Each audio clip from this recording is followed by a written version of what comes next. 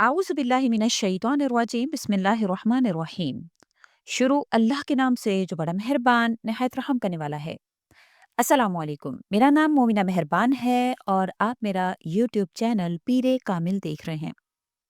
आज की वीडियो शाबान के महीना में अगर आप पर्स में इन्ना आतईना कल कौसर मेरे बताए हुए तरीका के मुताबिक पढ़ेंगे तो इंशाअल्लाह ताला इस पूरे महीने में कभी भी आपका पर्स या आपकी पॉकेट खाली नहीं रहेगी। अल्लाह करीम आपको बेपनाह रिज़्क अता फ़रमाएँगे। इंशाअल्लाह ताला इसी महीना में अल्लाह करीम आपको करोड़ों अता फ़रमा देंगे। आपने वीडियो को गौर और तवज्जो से सुनना है इंशाअल्लाह ताला। इसमें चंद ईमान अफ़रोज़ वाक़यात भी मैं आपसे ज़िक्र करूँगी, जो आपके लिए बेहद फ़ायदेमंद साबित होंगे। अल्लाह करीम आप पर मेहरबान होंगे, आपकी हर हाजत को पूरा फ़रमाएँगे। वीडियो को एंड तक लाज़मी देखिएगा और अगर आप चैनल पर नए हैं, तो मेरे चैनल को सब्सक्राइब भी लाज़मी कर दीजिएगा। सूरतुल कौसर का तारुफ और फ़ज़ीलत। सूरतुल कौसर कुरान मजीद की 108वीं सूरा है, जो कि मदनी सूरा है। ये कुरान मजीद की सबसे छोटी सूरा है, लेकिन इसकी रूहानी तासीर और फ़ज़ीलत बेहद ज़्यादा है। सूरतुल कौसर का बुनियादी पैगाम नबी करीम सल्लल्लाहु अलैहि वसल्लम को तसल्ली देना और ये ऐलान करना है कि अल्लाह ने आपको कौसर यानी खैर कसीर अता किया है। कौसर का मतलब अरबी ज़बान में खैर की कसरत है और मुफस्सिरीन ने इसका मतलब हौज़ कौसर भी लिया है, जो क़यामत के दिन नबी करीम सल्लल्लाहु अलैहि वसल्लम को अता किया जाएगा। इस हौज़ का पानी दूध से ज़्यादा सफ़ेद, शहद से ज़्यादा मीठा और कस्तूरी से ज़्यादा खुशबूदार होगा। इसके अलावा कौसर का मतलब नबी करीम सल्लल्लाहु अलैहि वसल्लम की नस्ल की बरकत भी है, जो हज़रत फ़ातिमा अलैहिस्सलातु वस्सलाम के ज़रिए रहती दुनिया तक जारी रहेगी। नबी करीम सल्लल्लाहु अलैहि वसल्लम ने इरशाद फरमाया, जिसने सूरतुल कौसर को कसरत से पढ़ा, अल्लाह ताला इसको क़यामत के दिन अपने हौज़ से पानी पिलाएगा और वो कभी प्यासा नहीं होगा। इसके हवाले से ईमान अफरोज़ वाक़या ज़िक्र किया जाता है। हज़रत अनस बिन मालिक रज़ी अल्लाह तआला अन्हु से रिवायत है कि एक मर्तबा एक गरीब सहाबी नबी करीम सल्लल्लाहु अलैहि वसल्लम के पास आए और अपनी गुर्बत और मुश्किलात की शिकायत की। नबी करीम सल्लल्लाहु अलैहि वसल्लम ने इन्हें सूरतुल कौसर रोज़ाना 129 मरतबा पढ़ने की तलकीन की और फरमाया कि इसके बाद अल्लाह से दुआ करें। वो सहाबी अपने घर लौटे इस वजीफ़े को ख़ुलूस से दिल से करने लगे। कुछ दिन बाद अल्लाह ताला ने इनकी मुश्किलात दूर कर दी। इन्हें अचानक तिजारत में कामयाबी मिली और इनकी माली हालत बेहतर हो गई। ये देखकर वो सहाबी नबी करीम सल्लल्लाहु अलैहि वसल्लम के पास तशरीफ़ लाए और शुक्रिया अदा करते हुए कहा कि सूरतुल कौसर की बरकत ने इनकी ज़िंदगी बदल दी है। इसके अलावा अल्लाह ताला ने सूरतुल कौसर की बेपनाह जो फ़ज़ीलतें वो ज़िक्र की हैं। अल्लाह ताला की इसमें अता करदा नेमतें। इस सूरा में अल्लाह ताला ने रसूल अकरम सल्लल्लाहु अलैहि वसल्लम को खैर कसीर देने की बात की, जिसका मतलब दुनिया और आखिरत की बेशुमार नेमतें हैं। इबादत और कुर्बानी का हुक्म। सूरे में कहा गया है कि फ़सल्लि लिरब्बिका वन्हर, यानी अपने रब के लिए नमाज पढ़ें और कुर्बानी करें। इससे हमें ये सबक मिलता है कि हर हाल में अल्लाह की इबादत को अहमियत देनी चाहिए। दुश्मनों की नाकामी। अल्लाह ने आप सल्लल्लाहु अलैहि वसल्लम को तसल्ली दी कि कुफ़ार जो हैं वो आपके दुश्मन हैं, वो नाकाम होंगे और इनका नाम और निशान मिट जाएगा, जबकि नबी करीम सल्लल्लाहु अलैहि वसल्लम का ज़िक्र हमेशा बुलंद रहेगा। सूरत कौसर का जो वजीफ़ा है इंशाअल्लाह वो मैं आपसे ज़िक्र करूँगी। उससे पहले हज़रत दाऊद अलैहिस्सलातु वस्सलाम का ईमान अफ़रोज़ वाक़या जो इंशाअल्लाह आपसे मैं ज़िक्र करना चाहूँगी, इससे आपके ईमान में इज़ाफ़ा होगा। दाऊद अलैहिस्सलातु वस्सलाम अल्लाह ताला के बरगज़ीदा नबी और अज़ीम बादशाह थे। अल्लाह ताला ने आपको न सिर्फ़ नबूवत अता की, बल्कि आपको ख़ास हुनर और हिकमत भी अता की। कुरान मजीद में कई मकामात पर आपका ज़िक्र आता है, जिसमें आपके रिज़्क और मेहनत से मुतल्लिक़ ईमान अफ़रोज़ वाक़या भी शामिल है। वाक़या का पस मंज़र कुछ इस तरह से है कि दाऊद अलैहिस्सलातु वस्सलाम को अल्लाह ताला ने एक अज़ीम नेमत अता की थी कि लोहा आपके हाथों में मोम की तरह नरम हो जाता था और आप इससे ज़रा यानी लोहे की जंगी लिबास बनाते थे। आपने हमेशा रिज़्क़ हलाल को तरजीह दी और बादशाह होने के बावजूद दूसरों पर बोझ बनने से गुरेज़ किया। एक दिन हज़रत दाऊद अलैहिस्सलातु वस्सलाम ने अल्लाह ताला से दुआ की, ए अल्लाह, मैं चाहता हूँ कि अपने हाथों की कमाई में अपना रिज़्क हासिल करूँ। अल्लाह ताला ने आपकी दुआ कबूल की और आपको आपके लिए लोहे को नरम करने का ख़ास मौजज़ा अता किया।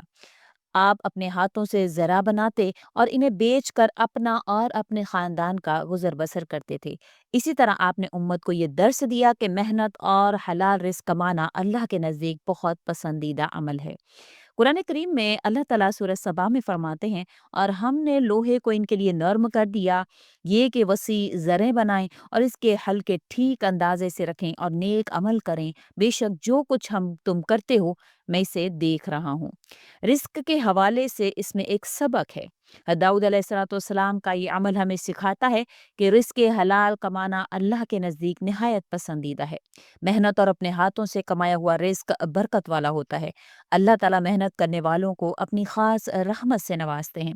بادشاہ یا اعلیٰ مرتبہ پر ہونے کے باوجود دوسروں پر انحصار نہیں کرنا چاہیے۔ یہ ایمان افروز واقعہ ایک مرتبہ داؤد علیہ السلام نے اللہ تعالیٰ سے سوال کیا کہ دنیا میں سب سے بہترین عبادت کیا ہے؟ اللہ نے وحی کے ذریعے جواب دیا، میری عبادت کے بعد سب سے بہترین عمل یہ ہے کہ انسان اپنے ہاتھوں سے محنت کرے اور رزق حلال کمائے۔ اس پر داؤد علیہ السلام نے دن رات اپنی محنت سے زریں بنانا شروع کی اور انہیں بیچ کر اپنا رزق حاصل کیا۔ ان کی یہ عادت اس قدر مشہور ہوئی کہ آپ کے بیٹے حضرت سلیمان علیہ السلام نے بھی اس سنت کو جاری رکھا اور ہمیشہ رزق حلال کو ترجیح دی۔ اگر آپ رزق میں برکت چاہتے ہیں تو داؤد علیہ السلام کی سنت پر عمل کیجیے۔ صبح و شام سورہ واقعہ کی تلاوت کیجیے، نماز کی پابندی کریں اور اللہ سے دعا کریں۔ ہر کام میں محنت اور دیانتداری کا مظاہرہ کیجیے۔ اللہ تعالیٰ بے شک ہر چیز پر قادر ہیں، انسان کو رزق دینے پر قادر، لیکن ساتھ ساتھ اللہ تعالیٰ انسان کو محنت کرنے کی بھی تلقین کرتے ہیں، جو اللہ کے نزدیک سب سے بہترین عمل ہے۔ رزق حلال حاصل کرنا بھی ایک عبادت ہے جس کو آپ صلی اللہ علیہ وسلم نے بھی تلقین فرمایا۔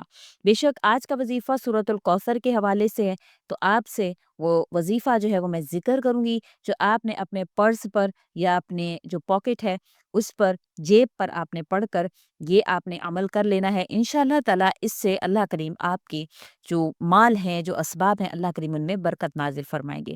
سب سے پہلے تو یہ سورہ جو ہے مشکلات حاجات کے لیے بے حد مؤثر ہے۔ اگر آپ کسی مشکل میں ہیں یا رزق میں برکت چاہتے ہیں تو یہ عمل کیجیے۔ وضو کریں اور پاک صاف جگہ پر بیٹھیں۔ روزانہ فجر کی نماز کے بعد سورۃ الکوثر کو 129 مرتبہ پڑھیں، جس طرح ان صحابی کو نبی کریم صلی اللہ علیہ وسلم نے فرمایا تھا۔ وظیفہ مکمل ہونے کے بعد 11 مرتبہ درود شریف پڑھ کر اپنی حاجت کے لیے اللہ سے دعا کیجیے۔ یہ عمل 11 دن تک لازمی کر لیں۔ اپنی جیب یا پرس میں رکھنے کا عمل میں آپ سے ذکر کرتی چلوں۔ سورۃ الکوثر کو صاف کاغذ پر خشک خط لکھ لیجیے۔ کاغذ کو پاک صاف حالت میں لپیٹ کر کسی پلاسٹک کور میں رکھیے۔ اس کاغذ کو اپنی جیب یا پرس میں رکھیں۔ یہ عمل رزق میں برکت اور ناگہانی آفات سے حفاظت کے لیے بہت زیادہ مؤثر اور مفید ہے۔ مزید ایمان افروز واقعہ آپ سے ذکر کرنا چاہوں گی۔ ایک بزرگ کا واقعہ مشہور ہے کہ وہ ہمیشہ سورۃ الکوثر کو اپنی دعا کا حصہ بناتے تھے۔ ایک دن ان کے پاس ایک شخص آیا جو کاروباری نقصان کی وجہ سے بہت پریشان تھا۔ بزرگ نے انہیں سورہ کوثر کا وظیفہ بتایا۔ وہ شخص روزانہ اس سورہ کو 313 مرتبہ پڑھنے لگا اور اللہ سے دعا کرتا رہا۔ کچھ عرصے بعد اس کا کاروبار نہ صرف بحال ہوا بلکہ وہ پہلے سے زیادہ کامیاب ہو گیا۔ یہ سورہ ہمیں یہ یقین دلاتی ہے کہ اللہ کی عطا کردہ نعمتیں بے شمار ہیں۔ اگر ہم اللہ کی عبادت اور اس پر یقین کریں تو ہماری تمام مشکلات حل ہو سکتی ہیں، ہماری تمام پریشانیاں دور ہو سکتی ہیں۔ آج کا وظیفہ بھی اسی طرح سے ہے، اسی لحاظ سے ہے۔ آپ نے ایک مرتبہ سورۃ الکوثر کو کاغذ پر لکھ کر اپنی پاکٹ میں، جیب میں پلاسٹک کوٹنگ کروا کے رکھ لینا، لیکن اس کے علاوہ روزانہ 129 مرتبہ یا 313 مرتبہ سورۃ الکوثر کو آپ نے لازماً پڑھنا ہے اور اپنے تمام مال اسباب پر، اپنی جیب پر، اپنے تمام تر پیسوں پر اس کو پھونکنا ہے۔ انشاءاللہ اس کی برکت سے اللہ کریم آپ کو بے پناہ برکت اور رزق عطا فرمائیں گے، جو آپ کے لیے انشاءاللہ برکت کا باعث ہوگا اور آپ کے لیے کافی ہوگا۔ امید کرتی ہوں آپ کو ویڈیو اچھی لگی ہوگی۔ اچھی لگی ہے تو لائک کیجیے، شیئر کیجیے اور کمنٹ میں اپنی دعاؤں کو ماشاءاللہ سبحان اللہ بھی لازمی لکھ دیا کریں۔ اس سے ہماری حوصلہ افزائی ہوتی ہے۔ دعاؤں میں ہمیں بھی یاد رکھیں اور انشاءاللہ تعالی اگلی ویڈیو میں آپ کے لیے مزید اچھی ویڈیوز لے کر حاضر ہوں گی۔ اسی کے ساتھ اجازت چاہوں گی۔ آخر الدعوانا ان الحمدللہ رب العالمین۔ اللہ حافظ۔